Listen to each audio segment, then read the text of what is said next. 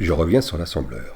Le plus étonnant, c'est la simplicité de l'assembleur. Il y a ici 3 fonctions seulement. L'égalité, LDA, STA, c'est-à-dire la copie d'une valeur d'une mémoire à une autre, les opérations et enfin les branchements fixes ou conditionnels.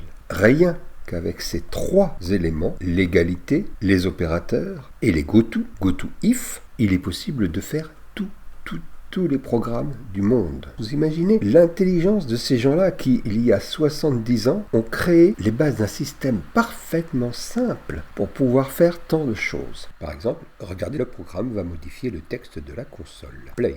Hop, il écrit AnimeFX. À chaque boucle, il décale le texte. On va reconnaître les passages de valeurs. LD envoie la valeur dans le processeur et ST envoie la valeur dans la mémoire. Donc, copie de valeur, copie de valeur, copie de valeur. Vous voyez, LD, ST, LD, ST, LD, LD, LD, LD, ST. Vous voyez qu'il y a beaucoup de copies de valeurs. Inc, c'est ajouter 1. J'ajoute 1 dans X, j'ajoute 1 dans Y, j'enlève 1 dans B, et enfin la boucle. Une boucle conditionnelle. Si c'est pas égal à 0, je reviens ici. Ensuite, on retrouve des inc, des dec, des load, des branchements, et encore des branchements, etc., etc. Il n'y a que 3 fonctions. Rappel, ceci est de l'assembleur qui est compilé en langage machine et qui ensuite va tourner pas à pas, mais à des vitesses évidemment bien supérieures à celles-ci.